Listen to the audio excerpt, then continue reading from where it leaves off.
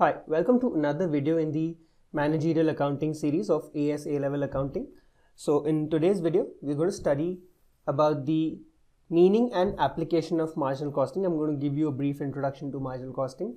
Then we understand some important terms related to marginal costing, which is contribution and profit. And then there are various applications of marginal costing. So in this video, we're going to study one of them, which is the break-even analysis.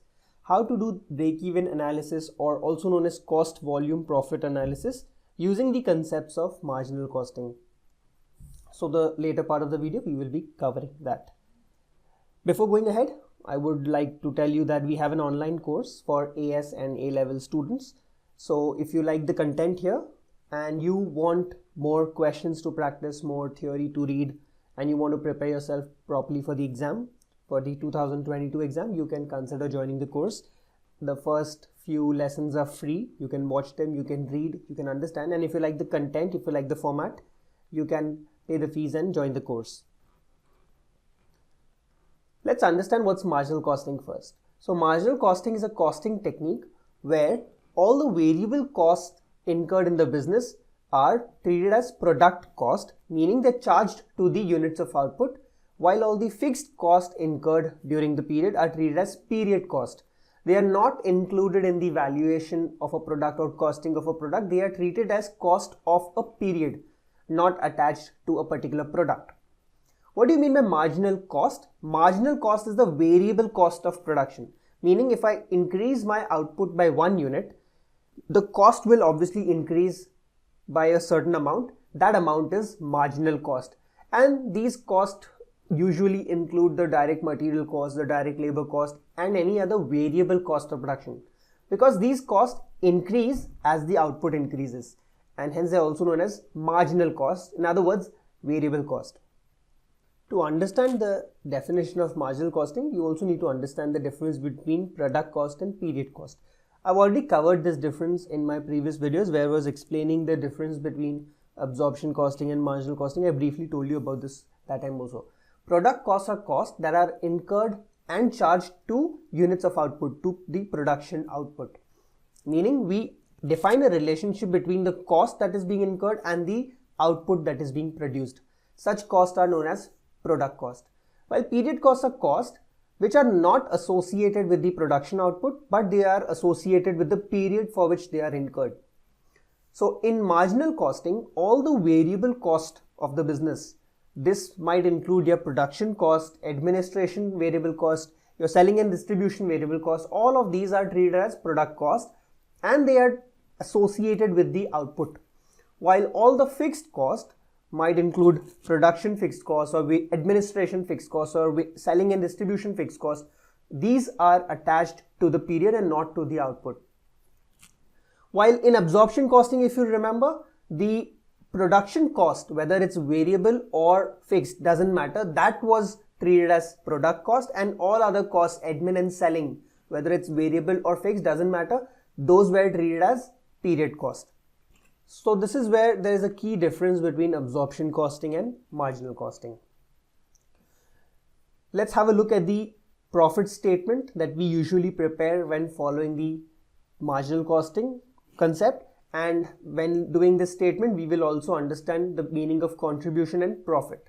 Till now, the profit statement that you have studied was in the format wherein you initially calculated the gross profit and then the net profit. While calculating the gross profit, only the production costs were taken into account, the manufacturing cost.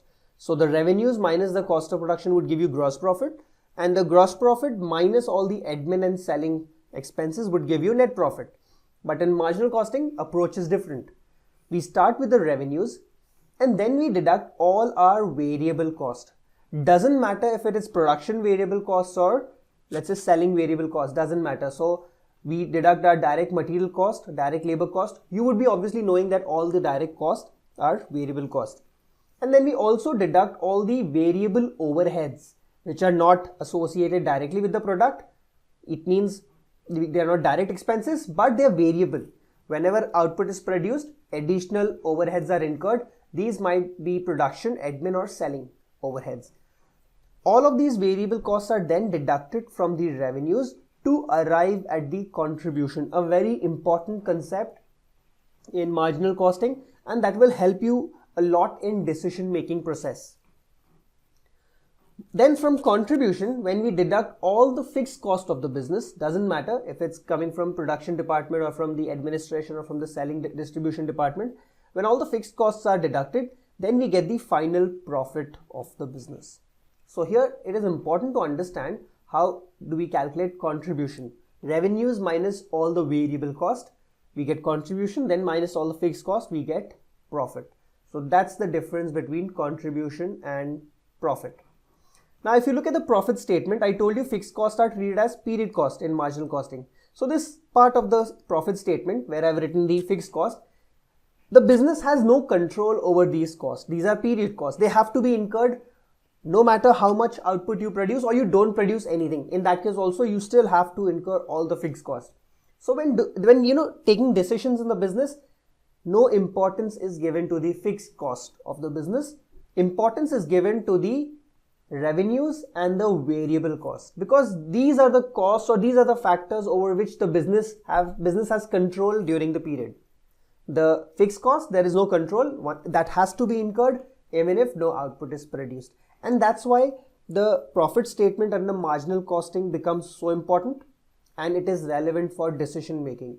The profit statement under absorption costing, if you remember, that's not relevant for decision making, that's just relevant for reporting purposes. We need to tell the users, the stakeholders, the bankers, what was the performance of the business in the past year. Their absorption costing concepts will be useful. But when taking decisions for the business, important decisions have to be made in real time, the concept of marginal costing becomes relevant and this profit statement becomes relevant. So I told you, using the concepts of marginal costing, important decisions can be taken. So what kind of decisions? First of all, cost volume profit analysis, or also known as break-even analysis, can be done, which we will be doing in this video. Then let's say a business has only limited resources and it has unlimited opportunities, or it has a lot of opportunities. So it needs to select which all opportunities or which all products it needs to produce using the limited resources so that it can maximize its profit. Let's say business has spare capacity, it needs to decide whether to use that spare capacity, and obviously if the use of spare capacity is profitable, the decision will be taken to use the spare capacity and produce more. But if the spare capacity is being used to produce output that will reduce the eventual profit of the firm, obviously we will leave the spare capacity idle. Then make or buy decisions can be taken, like the business might decide whether to produce a product in-house or to buy it from a competitor, whichever is more profitable. And finally, there's something called sensitivity analysis, like how much change in certain factors like variable cost, revenues, selling price, output, how much change to these factors will lead to change in the profit, and how comfortable the business is with a certain percentage change in these factors. That needs to be analyzed and that needs to be studied. So all of these can be done only using the concepts of marginal costing. Let's start with the break-even analysis, also known as cost volume profit analysis. So break-even point is that level of output for any firm wherein the business is making no profit, no loss. It means whatever it is spending on production, whatever it is spending on selling, everything is being recovered by selling the goods through the revenues generated, and there's no profit, no loss.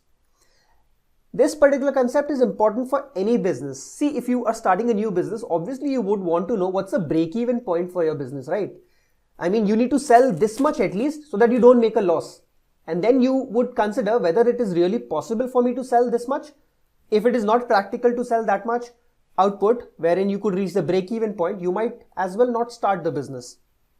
So how do you calculate the break-even point? I could have given you the formula directly, but it's always better to understand how is the formula derived. So break-even level is that level of output wherein the profit is zero, meaning contribution minus fixed cost is equal to zero, or in other words, contribution is equal to fixed cost. Whatever I'm getting from selling the product after deducting the variable cost, that is exactly equal to fixed cost, and hence no profit is made. While the contribution is nothing but contribution per unit multiplied by units produced, which is equal to fixed cost, and Finally, this units produced, I will leave it on the left hand side, which is nothing but the break-even level of output.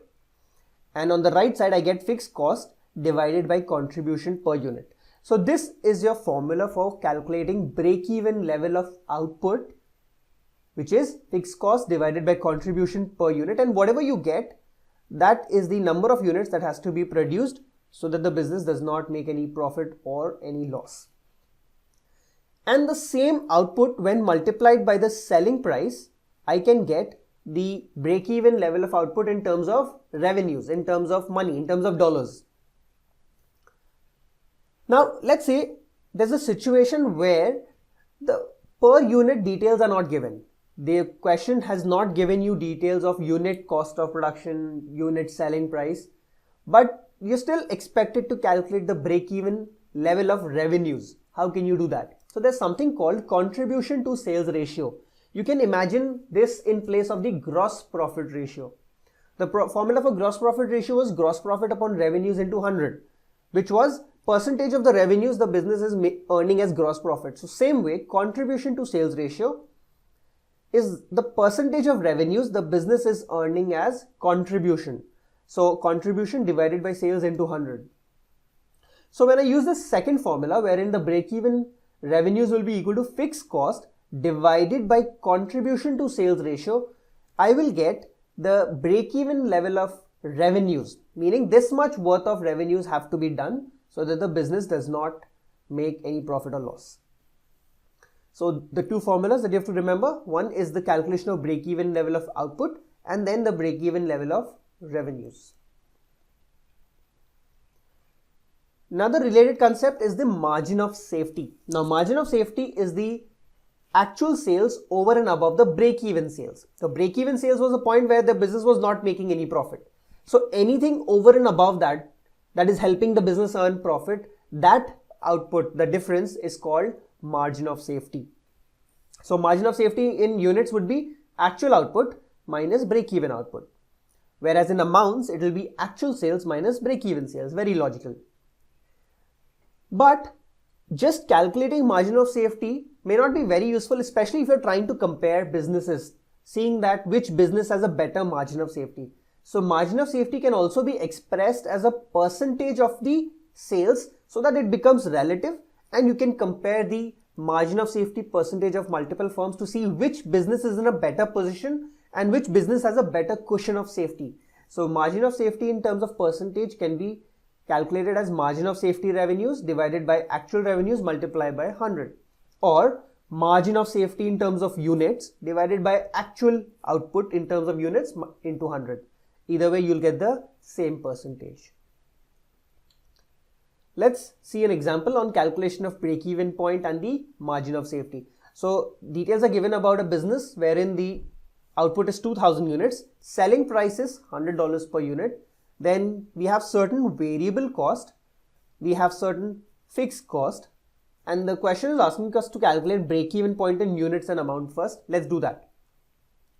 So to calculate the break-even point in units, if you remember the formula, fixed cost upon contribution per unit, right? So we need to calculate our contribution per unit first, which is nothing but selling price per unit minus variable cost per unit. So selling price is 100 minus variable cost is made up of direct material cost, which is 25, plus labor cost, which is 24, plus variable production overheads, which is 6, and variable selling overheads, which is 2. So the contribution per unit works out to $43 per unit, obviously here. Also, let me calculate my total fixed cost. See, here the fixed cost is given in terms of per unit. They've divided the total fixed cost by 2000 units of output and arrived at per unit, but when calculating break-even point, per unit fixed cost is not relevant for me. I need to calculate the total fixed cost. So fixed cost can be calculated as the output, which is 2000 units, multiplied by fixed cost per unit. So either you can do it individually for production and admin overheads and then add it, or you can directly do it 2000 units into the total of the two, 15 plus 8, 23. So that gives us a total fixed cost of 46,000. So now I can say that my break-even level of output in terms of units will be 46,000 divided by $43 per unit. So that works out to 1069.77. Remember one thing, when rounding off for break-even purposes, always round off to the next number. Because if you round off to the previous number, that situation will not lead to a no profit, no loss. It will lead to a small minor loss, which we don't want. So always round off to the next whole number, which is 1070 units. And if I would want to calculate the break-even point in terms of revenues, which is dollars, so I'll take the 1070 units multiplied by the selling price per unit, which is 100. That gives me $107,000. Next, they want us to calculate the margin of safety, which is actual sales minus break-even sales. So 2000 was the actual output produced and sold minus 1070, which is the break-even level. So 930 units is the margin of safety in units. While they also want margin of safety in percentage terms, which is margin of safety sales, which is 930 divided by actual sales, which is 2000 multiplied by 100. So that gives us 46.5%. It means the business has a cushion of 46.5%. The actual production and sales can fall by 46.5% and still the business will not be in a loss. So that's how you calculate the break-even and the margin of safety. Another example where per unit details are not given. They've given you the cost and revenues in total. We need to calculate the break-even in amount, margin of safety in amount, and the margin of safety in percentage. So first we need to calculate contribution to sales ratio, which is nothing but total contribution divided by sales multiplied by 100. Now your total contribution will be your total sales revenue, which is 250,000, minus the total of all the variable cost, the direct material, the direct labor, and the total variable overheads. So if I take a total of all the variable cost, it comes to 121,500. So contribution will be 250,000 revenues minus 121,500, the total variable cost, divided by 250,000, which is the revenues again, into 100. So that works out to 51.4%. Contribution to sales ratio is 51.4%. So break even in amount will be your fixed cost divided by contribution to sales ratio, which is 55,000 divided by 51.4%. So the break-even level of revenues work out to $107,004. I've obviously rounded off to the next number. Margin of safety will be actual sales, which is 250,000 minus break-even sales, which is 107,004. So 142,996. And margin of safety percentage will be equal to margin of safety sales 142,996 divided by actual sales 250,000 multiplied by 100. So that gives us 57.2%. So this is how you do the calculations when unit details are not given and the numbers are given in total.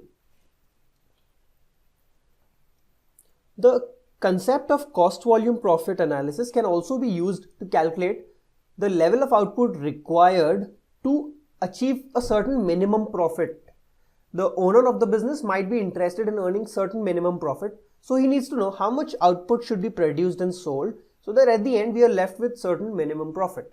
So the formula for break-even level of output that you studied, it can be modified a bit and you can come up with a formula like this, where the numerator, earlier it was just fixed cost, to that we will also add the minimum profit required and the whole will be divided by contribution per unit. So this way you will get the level of output, the units to be produced and sold, after which you will be left with certain minimum profit. Let's see the example here. Selling price is $60 per unit, total variable cost per unit is $40. So I can say that contribution per unit is 60 minus 40, which is $20 per unit. Fixed overheads is 20,000 and the minimum profit required in the business is $5,000. So they want us to calculate the output to be sold to achieve this minimum profit. So the output required can be calculated as fixed cost, which is 20,000 plus 5,000 minimum profit, the whole divided by contribution per unit, which is $20. So we get 1250 units.